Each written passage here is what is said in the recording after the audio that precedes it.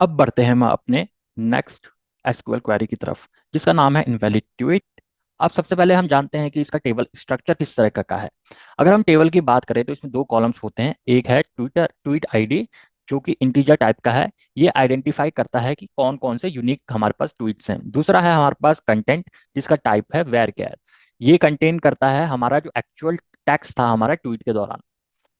अगर हम इसकी प्रॉब्लम स्टेटमेंट की तरफ जाएं तो हमें क्या करना है कि हमें वो ट्वीट्स फाइंड करने हैं, जानने हैं जिसका कंटेंट जो है इनवैलिड होगा।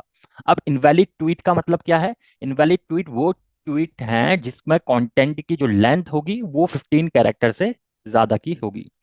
अगर हम एसक्यूएल कॉन्सेप्ट की बात करें, देखिए एक हमारे पास यहाँ पे प्राइमरी की ऑलरेडी दे रखी है, जो कि हमारा ट्वीट आईडी है। ये प्राइमरी की हो गई हमारी, जो कि यूनिक होती है पूरे टेबल में।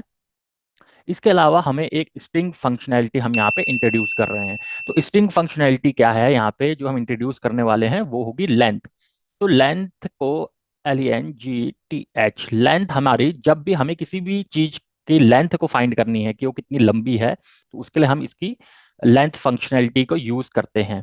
तो ये एक स्ट्रिंग फंक्शनैलिटी है जो हमारे एसक्यूएल में बहुत ज्यादा यूज की जाती है। अब जैसे लेंथ के अंदर अगर मैं कहूँ डेटा साइंस वाला लिखूं, तो ये मेरे को बताएगा कि डेटा साइंस वाला की लेंथ कितनी है। तो ये आंसर देगा हमें 3। हम ये सेम कॉन्सेप्ट यहाँ पे यूज करने वाले हैं। अब हम इसको सॉल्व करेंगे तो हम कैसे करेंगे? तो हमें सबसे पहले हमें अपने टेबल के अंदर चाहिए ट्वीट आईडी। तो हमें एक सिंपल एक हमें कॉलम चाहिए जिसका नाम होगा ट्वीट आईडी। तो इसके लिए हम करेंगे सिलेक्ट, सिर्फ उस कॉलम को सिलेक्ट करेंगे जो हमें चाहिए। तो हमें चाहिए ट्वीट आईडी। और हमें कौन से टेबल से चाहिए, तो हम लिखेंगे फ्रॉम, टेबल का नाम लिखेंगे यहाँ। टेबल का नाम हमें दे रखा है ट्वीट्स। अब ये टेबल के अंदर से हमारा केवल केवल जो ट्वीट आईडी है वो सारी निकल जाएंगी। लेकिन हमें जो कंटेंट की लेंथ मिलनी चाहिए, वो हमें कहाँ से मिलेगी? जब हम यूज करेंगे स्ट्रिंग फंक्शनैलिटी को। तो मैं कहूंगा हमें वो सारे ट्वीट आईडी दो वियर जहां पे कि हमारा लेंथ ऑफ कंटेंट, क्योंकि ये कंटेंट क्या है, इसी के अंदर ये सारी चीजें इसी के अंदर आ रही हैं, यहाँ पे आप देख सकते हैं।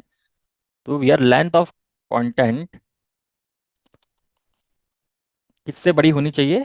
हमारी बड़ी होनी चाहिए 15 से। अब मैं इसको एक बार रन करता हूँ।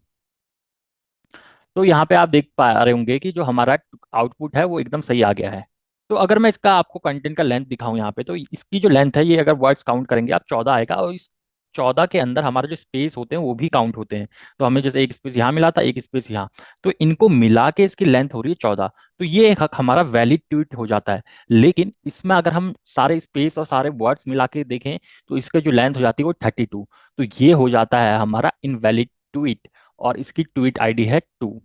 आशा करता हूँ आपको वीडियो यहाँ तक पसंद आई होगी। यदि पसंद आई है तो लाइक शेयर और सब्सक्राइब जरूर कीजिएगा।